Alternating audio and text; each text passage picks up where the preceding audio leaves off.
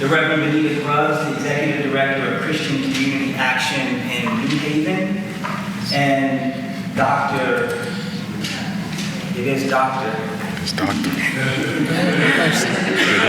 I don't see that.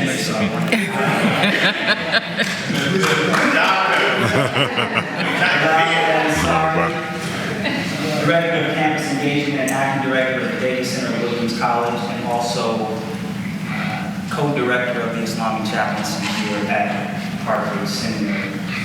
Again, my name is Khalil Abdullah, and I will be your moderator this evening. I want to, as we begin, just to make another comment about this being family.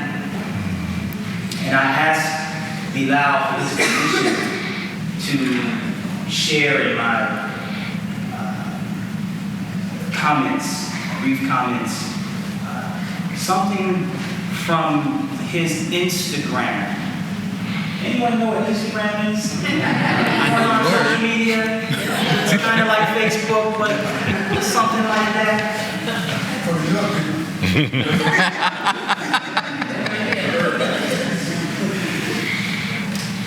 This is about Christian-Muslim relations, dialogue, engagement in public places. There's probably nothing more public in our lives these days than social media, than Facebook and Instagram. Imam Ronald mentioned Twitter. If you take a moment to look at Dr. Ansari's Instagram, she's quite active. You'll see that in his professional life, there is this engagement between he as a Muslim, black Muslim, and what most of us college chaplains engage in once or twice or maybe 3 times a year, the Martin Luther King multi-faith celebration and our baccalaureate, and a number of occasions where we're often fortunate to have the gospel choir of that school join us. And I don't know about Dr. Ansari, but I often find in the spaces that I'm at Dartmouth College, that I tend to be one of the only ones kind of up as Muslim, right? Like with the choir. It's something genetic. Probably has something to do with the fact that I'm a PK. A preacher's kid. My father is a Baptist minister. So we engage that in our public professional lives. He's a recent doctor, and you'll see that at the Pacific School of Religion, his thesis advisor, Dr. Dorsey Blake, the Reverend Dr. Dorsey Blake, African-American Reverend, was his thesis advisor. So when we talk about dialogue, we're not just talking about the formal sit down, let's have a conversation, let me read my notes, let's compare notes. But we're talking about a lived experience, a dialogue between people as they're living their lives amongst each other. A different kind of dialogue. Now, what I want to say about this Instagram is that beyond the professional life, family is deeply important. And you'll see that any given week, I can pull up my brother's Instagram. We stay in touch on Instagram. And I'll see him post something like his Auntie Gloria's funeral, what we call homecoming. Gathered with his Christian family, mostly, to bury their relative together. Or you'll see a commemoration and a celebration of his godmother, Pastor Ethel Graham. A black Muslim making it an important thing to be present at the church to recognize his godmother. Ethel Graham, Pastor Ethel Graham. But even more so, as we talk about public spaces, public places, I want to point to his backyard in New Haven. And you got to pull up these Instagram pictures, because then you see black church, black Muslim come to life. In the post on Instagram, you can see that there is a backyard party going on.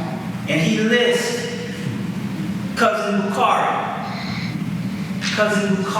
Bush on the barbecue grill.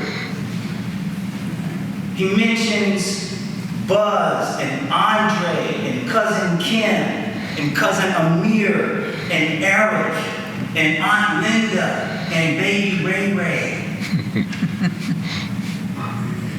And underneath the post it says, the dance floor is open.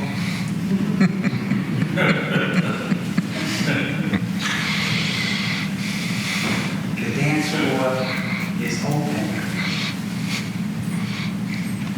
So with that, I think we'll start, because it's a perfect transition with Dr.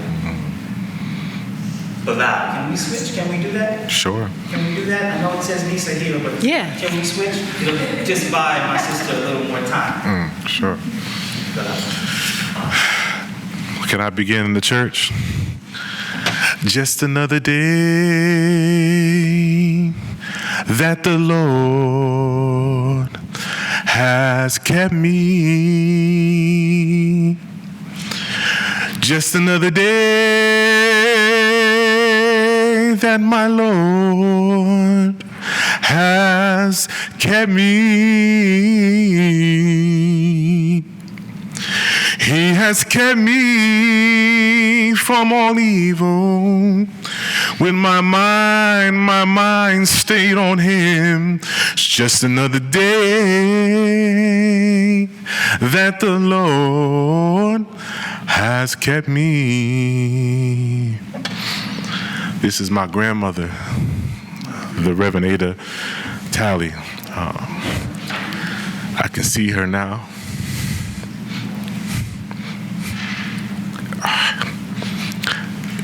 It is my attachment to her soul and soulfulness that moves me through the public spaces as a Muslim, in the relation within my inner soul as connected to my roots as a Christian. The interfaith relations is deep in my DNA. I have a Pentecostal mother and an Imam as a father. I'm honored to have my father here, with me.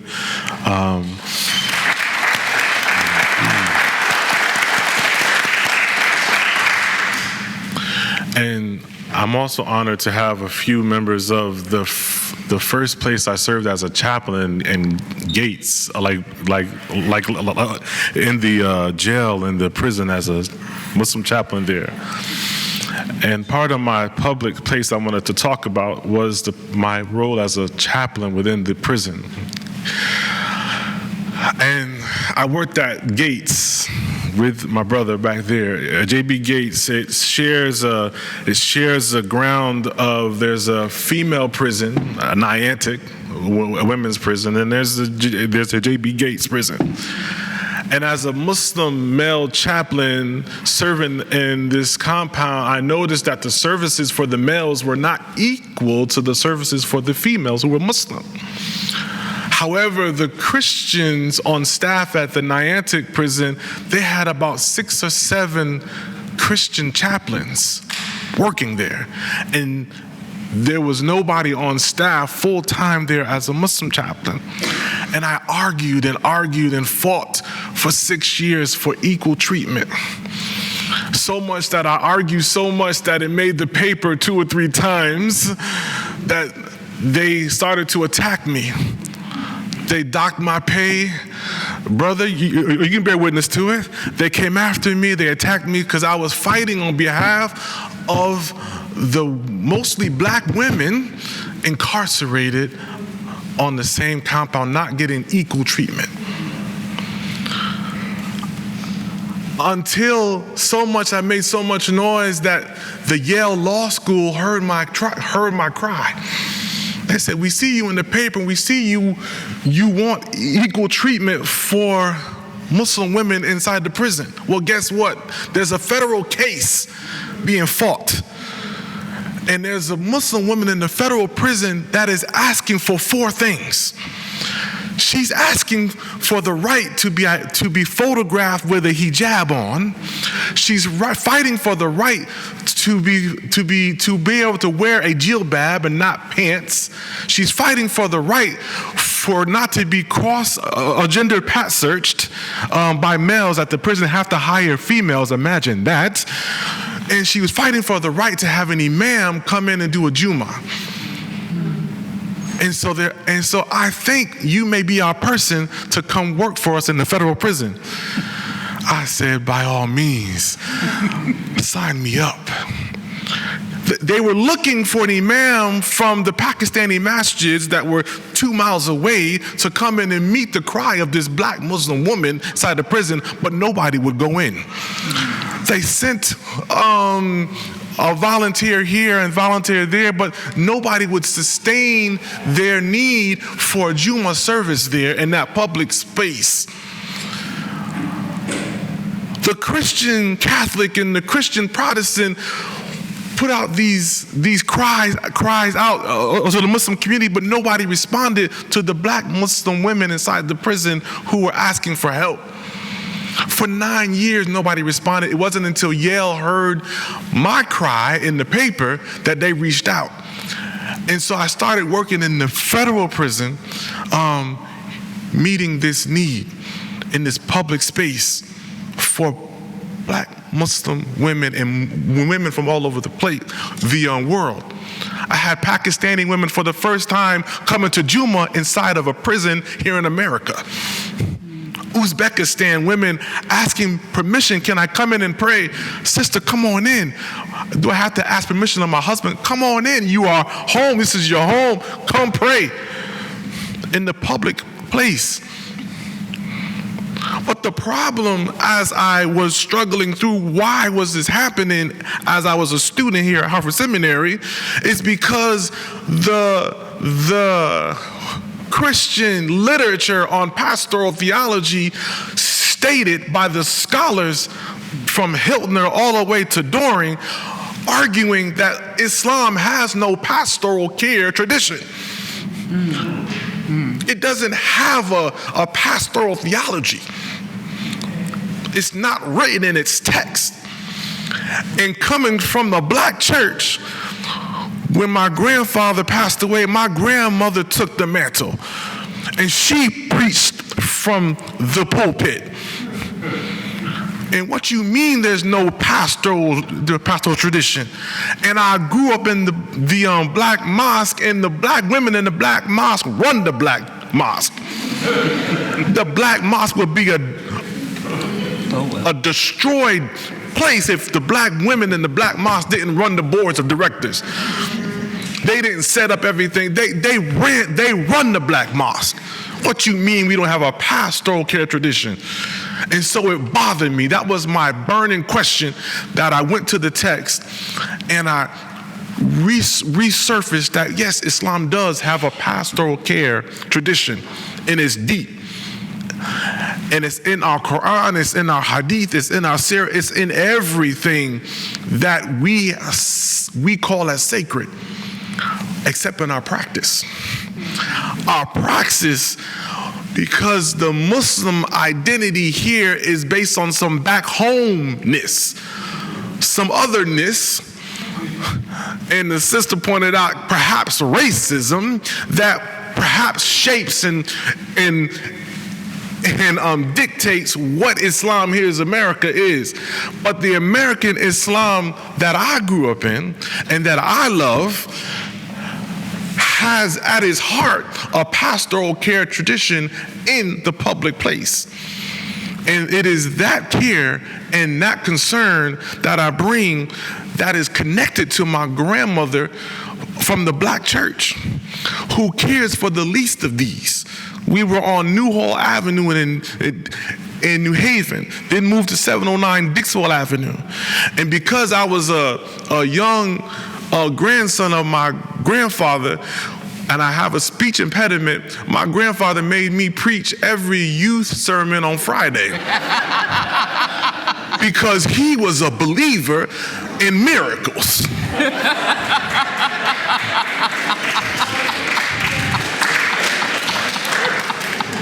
God is going to loose your tongue, son. In the mighty name. You know. And so my public preaching, because also my grandfather during the summer, he didn't believe having church in the inside. He brought the church on the street corner. So the sermons were done outside on Dixwell Ave in New Haven, the strip. Oh my. I had to preach on Dixwell Avenue. And so you get a connection to the people. You learn the love of the people. Seeing my grandmother caring for the church and my grandfather caring for the church. And they both died at age 58 years old, sacrificing themselves on the altar of the church. And it wasn't until I came to Hartford Seminary that I learned about self-care, creating boundaries. The pastoral care is about a shepherd following boundaries, keeping their flock, from going beyond the borders. And we need to educate our ministers, both in the black church and the black mosque, about professional boundaries. That's not only physical, but mental, spiritual boundaries. We are aggressive and abusive in both of those areas. We cross boundaries.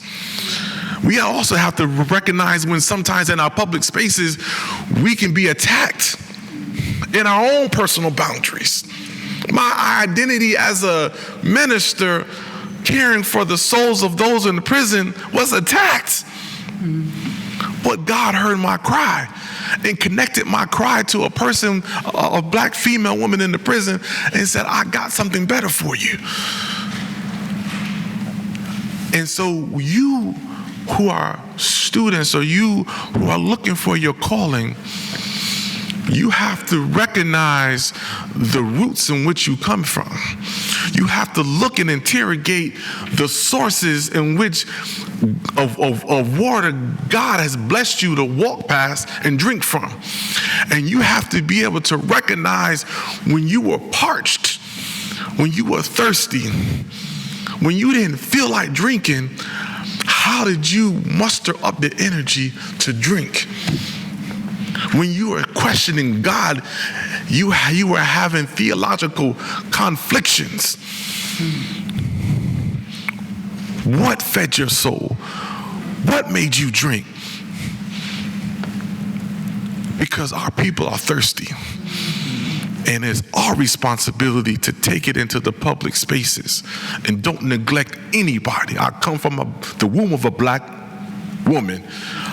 How the world am I going to work in a place where they don't respect a black? How am I going to work in a place where they don't respect a black woman? I don't care if it's Christian, Muslim, Hindu, whatever. You better respect the wombs that bore you. This is what our tradition teaches. And so I'm happy to be serving and sitting beside Reverend Grubbs, because we served together in New Haven in the streets. Blessing, honor. I'm going to pass the baton on. I'm open for any Q&A, but that's what I came to share, and I hope you accept it.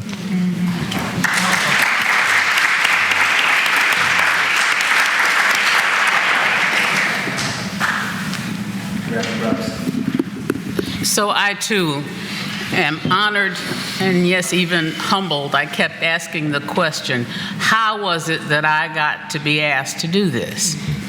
Because I'm just a 5'2", gray-haired black woman who is working in an organization in New Haven that serves people who are poor. Folks who are homeless, families challenged, food pantry, all of the basic needs that people don't have in the same city that Bilal has talked about. A colleague of mine, and one who graduated from Yale Divinity School, said to me once, "You know, I'm a misfit." But then she said, "But that makes me a fit miss." And I have tried to live out that misfitness for 30 years working in New Haven on Davenport Avenue. I didn't start thinking about what I wanted to do, but the central letter in the word faith is I. It is, what am I going to do with my life now that I've figured out that I need to do something with my life? And so I found my way, and the Lord said to me, "You are going to Yale to get your master's in public health." No, I wasn't crazy. I was just inspired. And then it took me up the hill to Yale Divinity School in the first row of the Old Testament class, and I sat next to a person who you may know, who is a lifetime friend of mine. His name is Jimmy Jones. He is my friend. Not because he's Muslim or not, but because the integrity which he lives his life, the inspiration that he has been to me, and sometimes even the opportunities that he has invited me to stretch my brain a little bit more, to think more deeply about not just what I do in the agency, but what I do beyond it, to try to live out the calling that I believe that God has laid on my life. So here's where that has taken me. Yes, it's a lifetime friendship, but it's gone even further than that, because when I continued to look at the work that I do at Christian Community Action, what I realized was that people were poor not just because they wanted to be.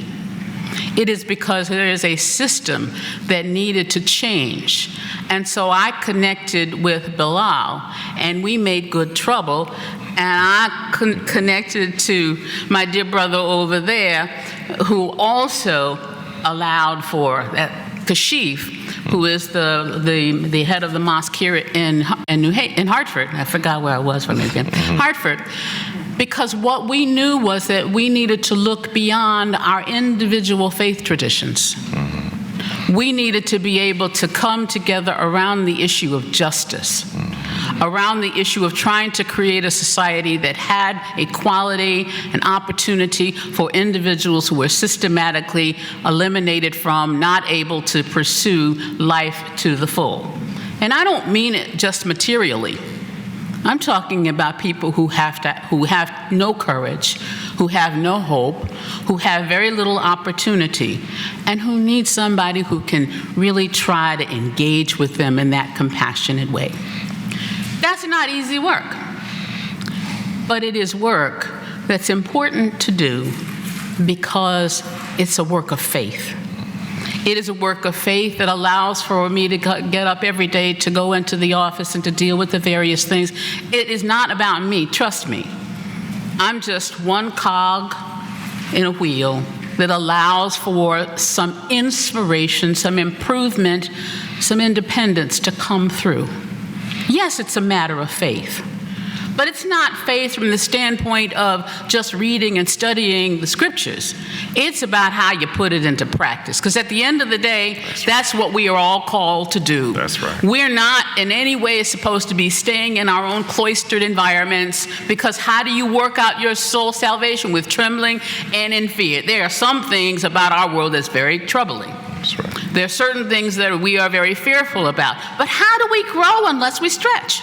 That's right. How do we grow? How do we develop? How do we engage with other individuals unless we are able to engage with them? And I think sometimes that we stay among ourselves because there's a safety in sameness. And there's really no safety at all in sameness.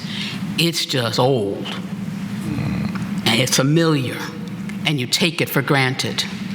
And you don't really try to learn anything new. So the idea of inspiration is deep for me, and certainly deep for individuals who decide that they want to take on the activity of justice. Now, I don't always ask, sometimes I do, but I don't always ask about what people believe about the Trinity or not, about God or not. I'm not in church. I am in church, don't get me wrong. I go to church because it's important to do that. But most of my work is outside because I believe that's where there needs to be salt. That's where there needs to be light. And if you can't find the language, develop the narrative so that you can. I heard somebody say, I've never heard a sermon preached, but I've seen one walking every day. How do you make what you believe? How do you make what you feel? How do you make what you think real to people? Because that's how people are going to be drawn. All of us were drawn by somebody who inspired them. Even my own pastor, as gruff and tough as he was, he inspired me because he was serious. And towards the end of his life, he ended up walking streets in the northwestern part of Hartford because he wanted to make a difference. This was a man who knew Martin Luther King personally, who went to school around the time that Martin Luther King did. So I got a wonderful education, and I backed it up with some information, because with information you can be dangerous. And you can also engage with individuals and to interact with them and to understand how they are different. Because just like there are however many people in this room, all of us are different. But if we can come together and say, well, I know you're different. Okay, let's see if we can find some sameness. My blood is red just like yours is. It's not about the difference. Yes, you can have a conversation about the difference, but can there be that kind of respect and trust and connection around an issue, whatever that issue might be?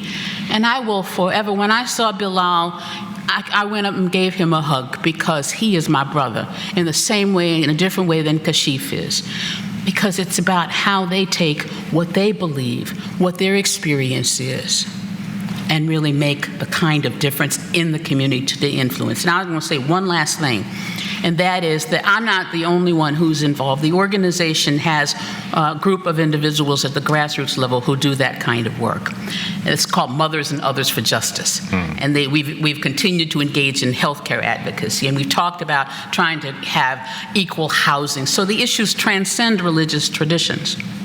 And so I'll end by saying this: all of what we do, all of what I've tried to do in my 31 years of being a Christian community action almost, is to try to make a difference and to try to do something to really honor the God I serve, the Christ I believe in, and the Spirit who guides me into all truth. Amen.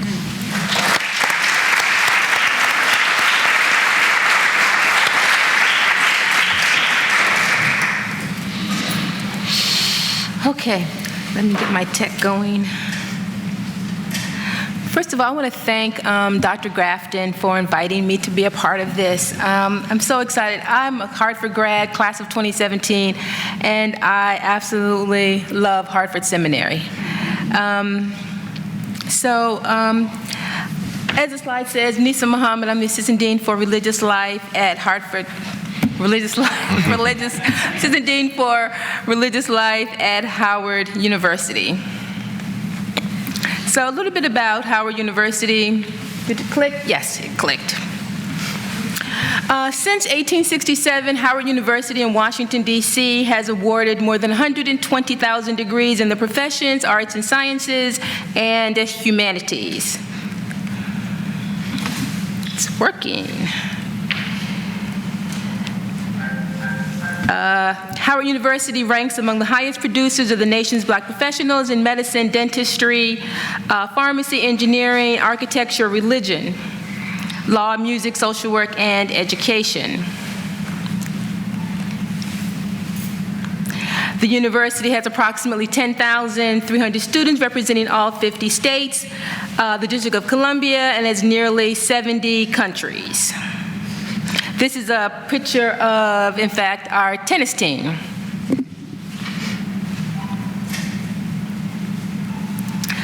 Core values of the university: excellence, leadership, service, and truth. Howard develops scholars and professionals who drive change and engage in scholarship that provides solutions to contemporary global problems, particularly ones impacting the African diaspora.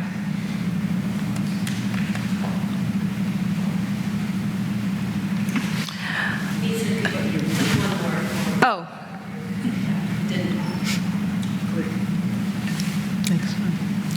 Next one? I'm confused. That's the one that you just read one. Can you go one more? Then you should be great. Okay, great. So, the Andrew Rankin Chapel. I'm in the office of the Dean of the Chapel. So over the decades, some of the most renowned and most distinguished orators of the world have spoken at our chapel. As a beacon of non-denominational worship, the Andrew Rankin Memorial Chapel has presented a divine challenge to all who have ministered from its pulpit. It is here that Dr. Mordecai Wyatt Johnson, the first African-American president of Howard, thundered his sermons against McCarthyism, racism, ignorance, and squalor. This was the rostrum from where a young Martin Luther King prophesied, the educator Benjamin Mays taught, the historian Charles Wesley interpreted. This beautiful and historic building has graced the African-American heroes such as Frederick Douglass, Mary McLeod Bethune, W.B. Du Bois, Benjamin Mays, outstanding national and foreign leaders such as John F. Kennedy, Eleanor Roosevelt, William Jefferson Clinton, Haile Selassie, and more.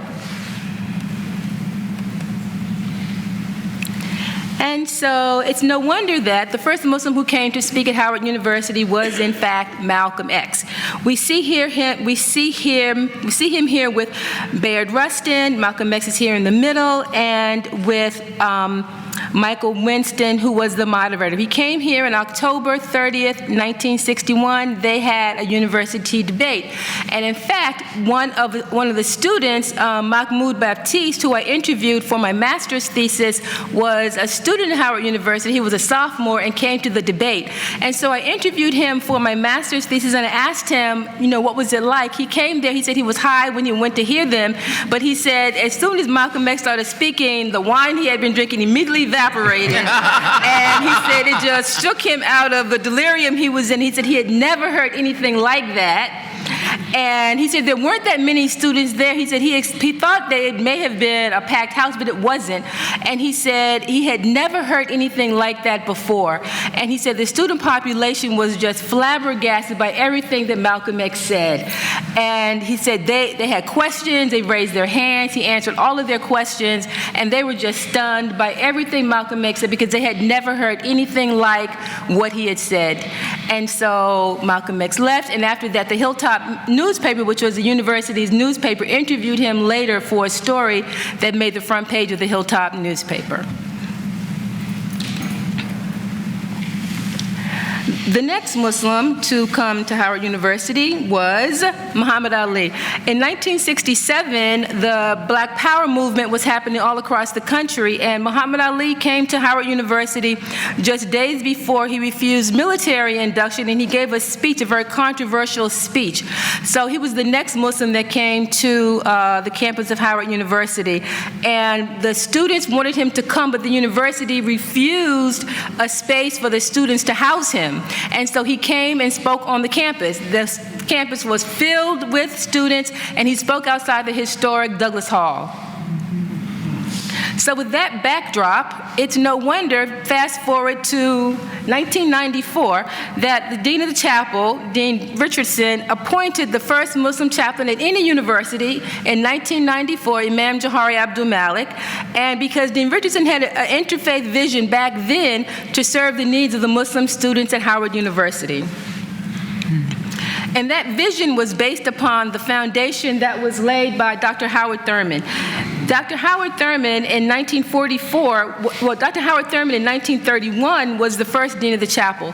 He left Howard University in 1944 and formed an interracial church, the first interracial church in America in San Francisco. And that vision continues today in terms of interracial churches.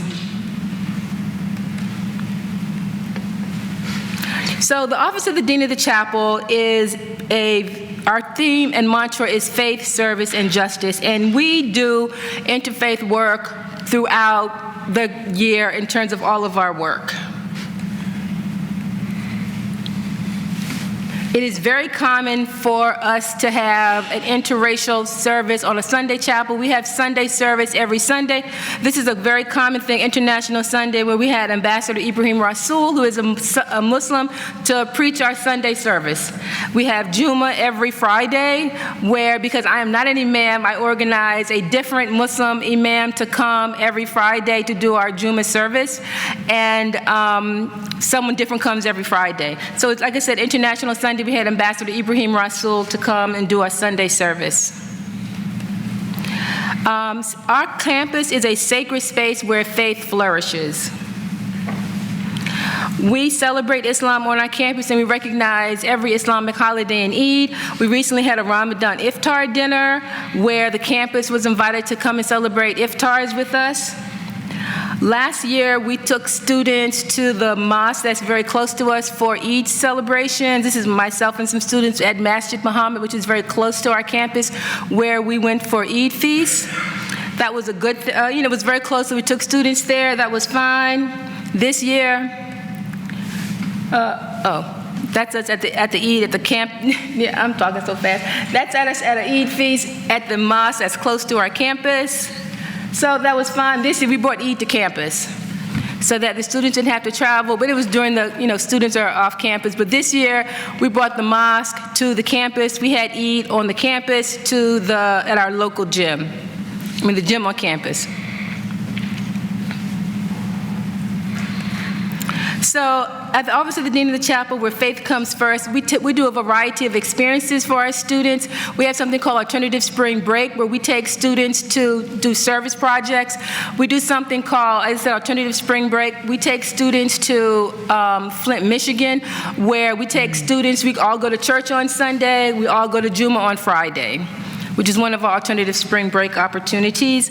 And when I was looking for a mosque to go to for Juma, I asked the mosque, when I was searching, 3 questions. First question, where did the women pray? And if they told me in the basement, check, we're not coming there.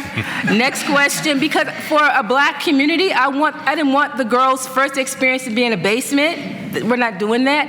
My next question, can we have an African-American khatib preacher? And if they said, well, no, I was like, we're not coming there, because I don't want their next experience to be an immigrant imam. I want them to know there are African Americans that preach Islam also.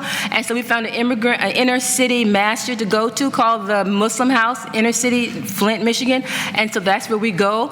And so I want the students from Howard University to have a very good experience about Islam, because most of the students that we take are not Muslims. And so when we go to church, the Muslim students all go to church, all the Christian students all go to Juma. It's about 50 of us. And so we have a very good interfaith experience. And so the last slide, this is all of us at our Dean Richardson's house.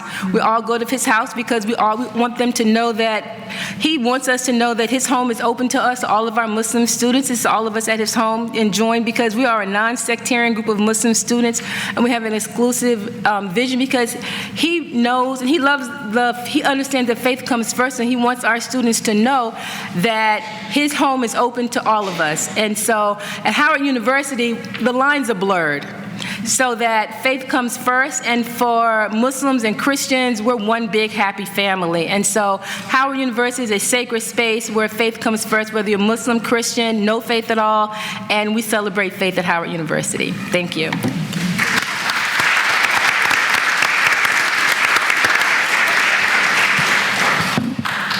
have a microphone for questions.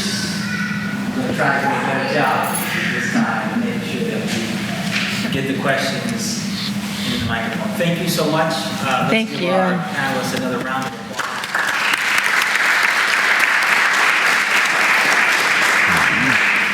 I want to perhaps encourage anyone on the panel to share examples, real-life examples of dialogue within the African American community that you personally experience, whether it's family, whether it's in a professional setting, what are some of the examples that you could share where there's been some dialogue within the family, that language? What are some of the challenges, what are some of the challenges that are presented? We've heard some of the theological challenges, some of the presentations of the divine that might stand in the way of some of the challenges. We've heard about economics. We've heard about the concerns of conversion. So there are a number of challenges that stand, I believe, in the way of open and honest discussion and dialogue within the family. And because we're here at Harvard Seminary, we encourage practical theology, meaning that we're not just thinking about things, but we're trying to put these ideas into practice or praxis, into action. And so, Chaplain Muhammad Nisa said, we're one big happy family. Yeah, I think because a lot of times people experience faith from what they see on TV or what they experience on social media. And as I said, recently we had Masjid Muhammad brought their Eid celebration to our campus, and they had it in our gym. And so I had students come to me recently, students who were not Muslims, and said, we went to the Eid feast, the Eid celebration at the gym, and we had a lot of fun. And we had never been, and we were kind of scared about going, but we just went anyway. And they had food, and they had, games, and they had vendors, and nobody said anything to us, and I said, well, what were you expecting? What did you think were going to happen? And we weren't really sure, but we had a lot of fun. And I said, I'm really glad you went. I said, the Muslims were not going to bother you. Did anybody say anything to you? Did anybody say no? They were very warm and they were welcoming, and they didn't know we weren't Muslims. I said, of course not. And these were young guys, and I said they weren't going to know you from the Muslims. And I said, go to any of the events. And they said, well, we've come to Juma before, and we enjoyed Juma. I said, I keep telling you, come to any of our events. I said, you will enjoy yourself. Just keep coming. You will enjoy it. It's not a problem. And so I think that, as I said, we're one big happy family, and we encourage the students. We have students who are exploring faith. They want to know more about everything. I tell people, young people come to college to change their mind. That is what they come to college for. Young people rarely come to college the same way. They don't leave college the same way they enter. They generally come to college to change their mind about something.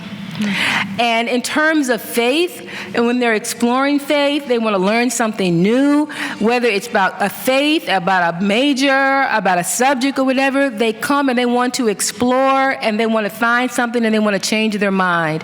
And if they think one thing about Islam, they want to learn something new, and they want to learn something different. If their parents tell them something about Islam, they want to rebel against their parents and find something new. And so we open it up. We let them explore, we let them learn, and we let them learn for themselves. Girls come in hijab, they don't have hijab on when they leave. They don't wear hijab, they come with hijab. I had a parent whose daughter was nearly in a niqab. As soon as her parents left, all of that was gone. I had a frantic parent who came and her daughter was in hijab. She came to surprise her daughter. The parent got surprised. Oh boy. The hijab was gone. The daughter had a crop top and a navel ring and came to my office in tears, and asked me what happened. And what can I say? College is an opportunity where students explore, and so we offer opportunities for students to learn, and so that's what college is all about. We are one big happy family. Share our experience with the mosque down the street in New Haven. Your experience with that, because she participated in the celebration, great celebration. Actually, we watched the mosque on fire down the street, actually 100 yards from our house. All right, Ellen. Very humble and wanted to share this, but she participated in the celebration, and she probably wants to share with you guys. No, I don't. One of the joys of being in New Haven is that there is a very rich and varied religious tradition. And for many years, there used to be the interfaith cooperative ministries. Most of the individuals were from congregations. But remember I said about being a misfit? I am a member of a congregation, but the principal work that I do is community-based. So that still makes me a fit miss in the way in which I think that I am led to do. So as an example, Wednesday I'm going to be part of an interfaith group that is kind of a covenantal group that's developing. It's not just African American, it's Jewish, it's Muslim, it's Christian, all people who are struggling to try to understand each other and to build community. And so it was important for me to be a part of that, not just because of the friendships, but because I want to be able to see if we can really bring about that beloved community. You know, what does that look like in New Haven? What does it look like anywhere? Two people standing side by side, these two individuals on my right and my left, are as different as can be for me. But there is still a connection that we have that transcends those differences. And so how do we find those differences with integrity? So when the Muslim chaplain at Yale approached me to be a part of the service after the Diyanat Mosque was burned down right down the street from where I live, I felt that I had no other choice but to go. Not because I was being pushed to, but because there was something about being in solidarity with someone and connecting with someone. And there were more clergy there than I had seen in a long time, and a whole big sort of rainbow of individuals who were part of that group. Usually, I don't know, no offense to any black clergy around here, male clergy in particular, but most of the time, it's a police shooting. It's some sort of controversy. And you don't build community from crises like that. You build community by being intentional about doing that. And then when the crisis comes, you know you got a friend and you can talk to and you can have dialogue with, and that sort of breaks down all kinds of false barriers and barriers that are really natural that exist. So when it was mentioned about this event that I went to, I didn't go to be a part of the group. I didn't want to speak. I was invited to speak along with my rabbi friend, Herb Brockman, who has also been connected with this seminary. He's my buddy too. And so there's a personal relationship, a kinship, a connection that comes out of faith. It comes from a place of faith and belief and honest respect and regard for the individual, because their faith is different from mine, but there's similarities, and you can look at the religious text and you can see where there are connections. We heard a little bit about that earlier today. And so how can we not get so hung up on the details? Not that the details aren't important, but they're there. So how can we talk through them and try to build a community that really does transcend and really does connect us to what it means to be a part of a beloved community, where I may not like you sometimes, but I love you because you are one of God's children in whatever way in which you might express your faith and trust in God. Not everybody thinks that way, but it just so happens that I have the freedom, because I'm not the head of a congregation, to be able to do that. Remember, I'm a misfit.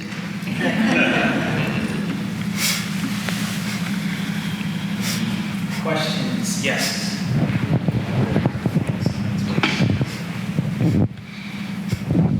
Assalamu alaikum. This is for Sister Nisa. I just wanted to share with you, I am so happy to see what's happening at Howard University.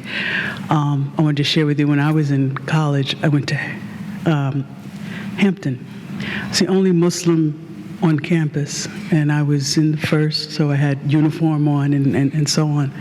So to see an HBCU, historically black college, go from being the only Muslim on campus and no one else, no Juma, that was unheard of, to seeing this, it just brings tears to my eyes. It's just beautiful.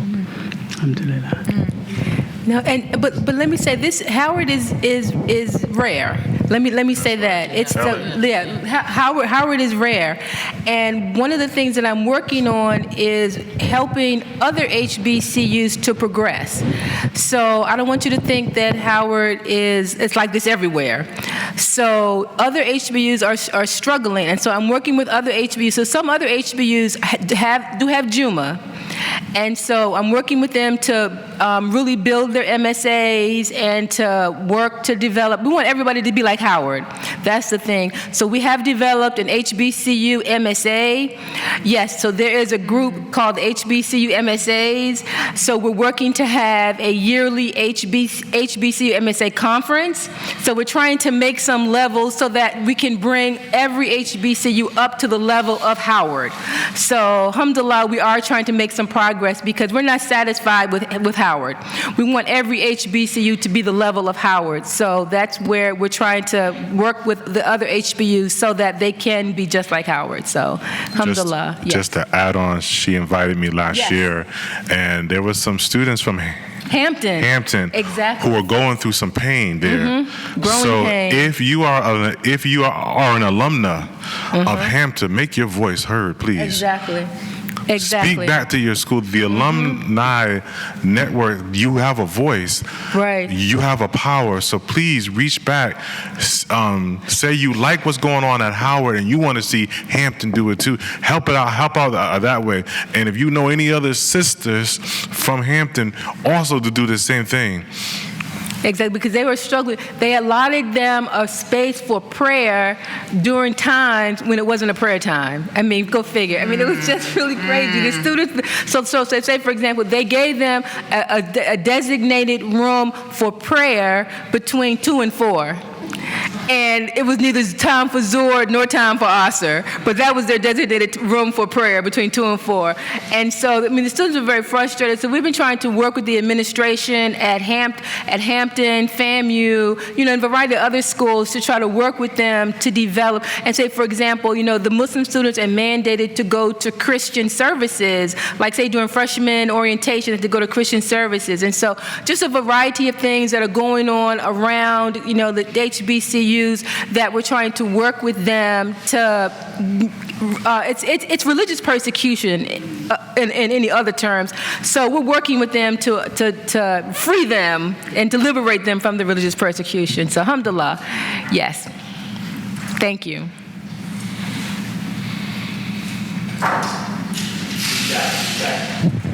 Excuse me. Hands up. Yes. Sir. I'd like to say that I had an experience at Howard University. 1965, I ran from the George Washington Bridge to the White House in a Freedom Relay Marathon. And when we got to Washington, Howard University opened the door for us to stay there. It was 18 of us that ran out of Harlem to get the Bill of Rights or something signed. It was after Medgar Evers was killed, and we decided to protest in a way strange to most folks that somebody would do that, but we did it. And we ran 2x2 Freedom Relay Marathon. When we got to Washington, Howard was the first ones to open their doors to give us a place to rest. We were tired.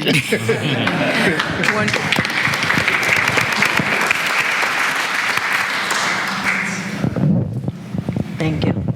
Assalamu alaikum, everyone. Walaikum salam. I have a question for Sister Nisa.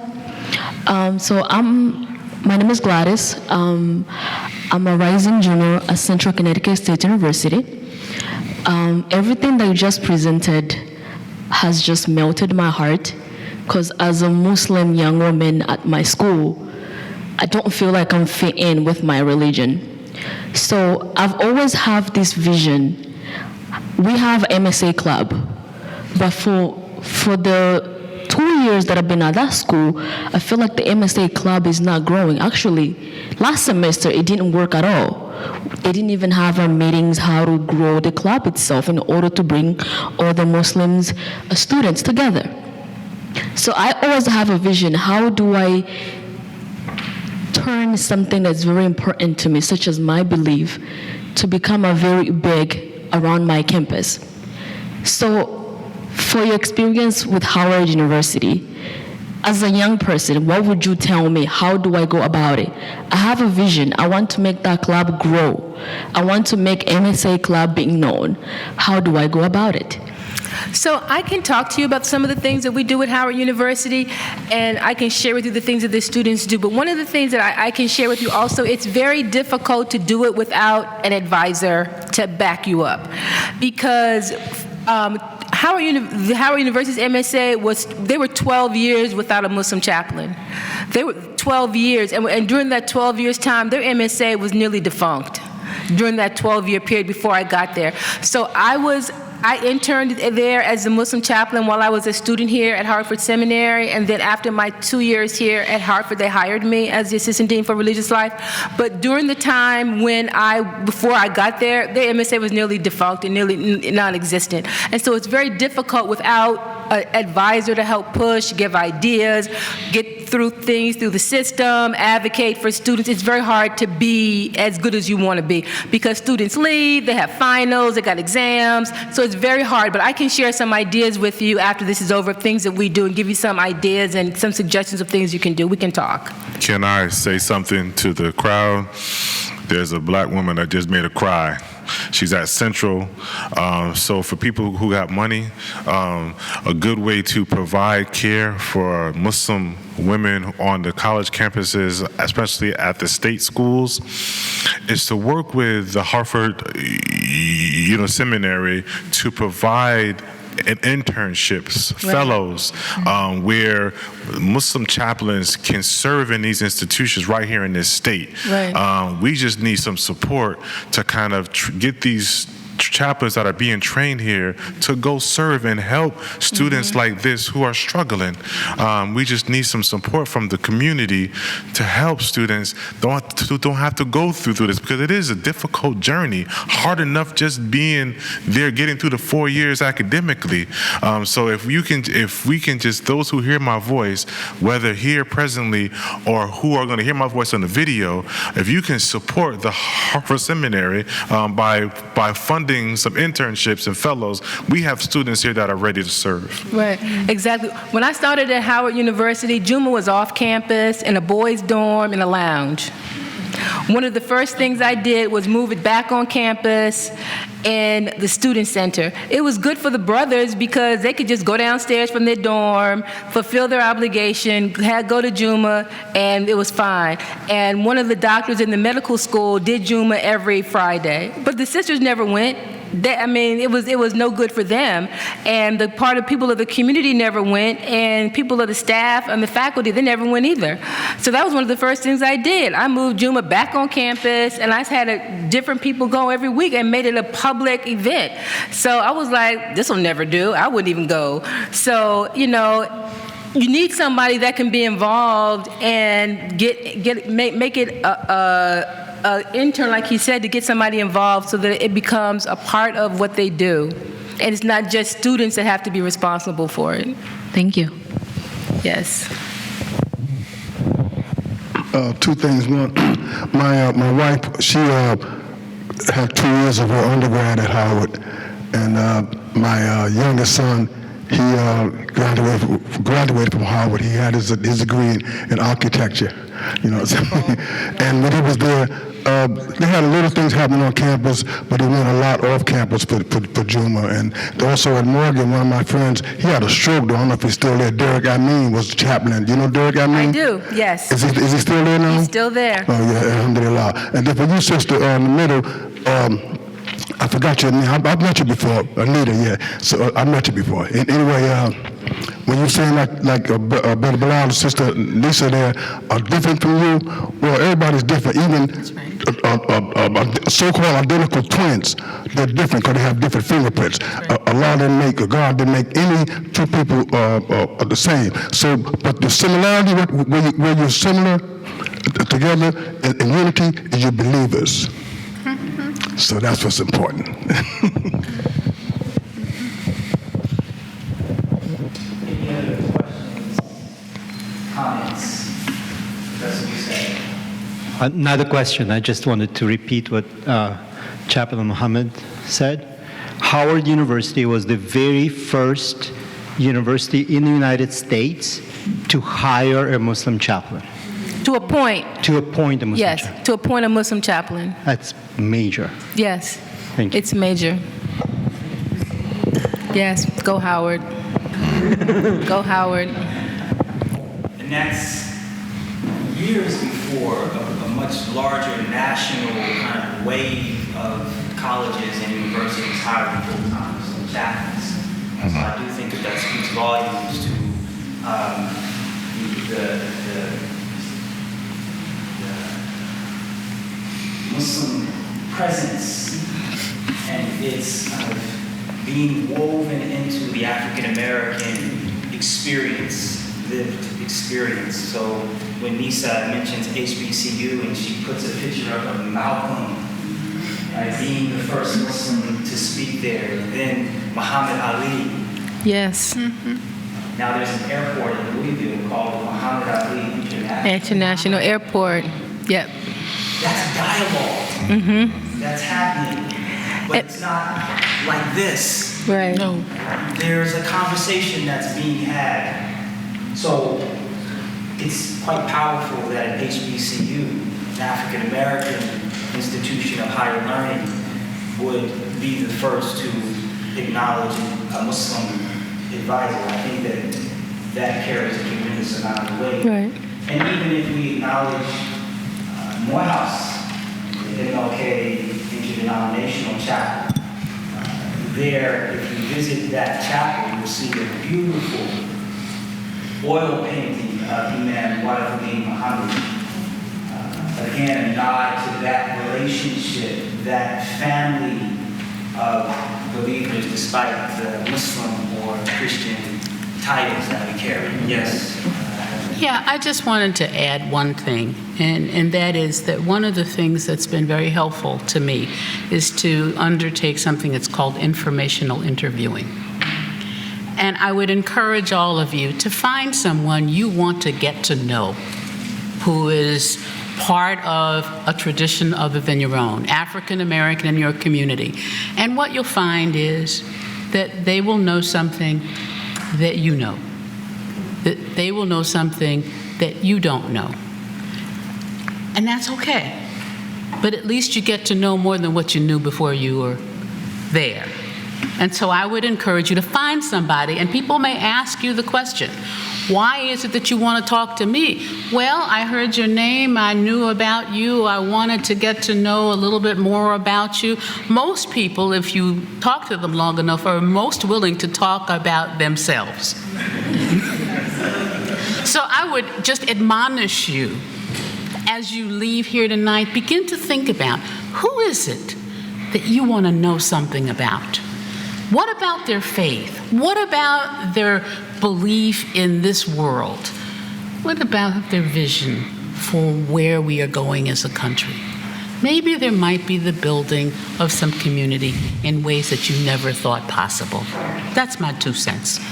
I just want to share one last thing. I work at a PWI, a primary white institution.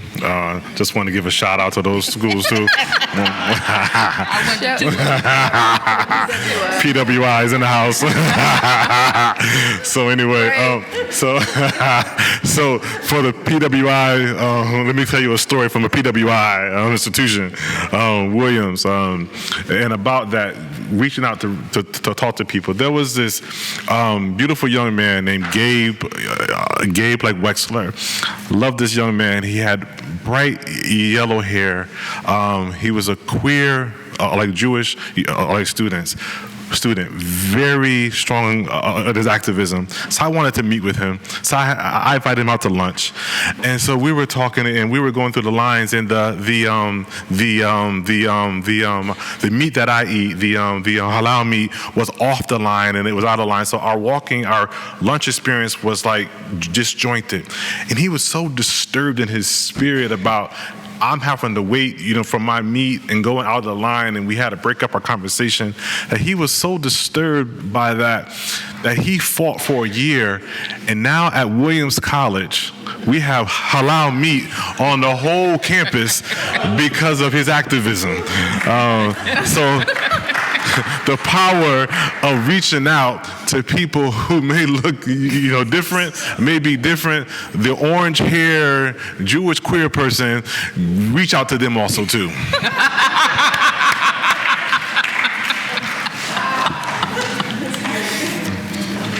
We're thankful for your inspiration, for your guidance, and words of wisdom.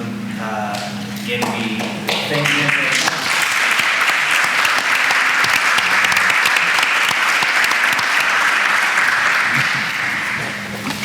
There's a lot to consider, a lot to think about. We've heard a tremendous amount of information. We've heard that knowledge is power. Knowledge transforms our lives.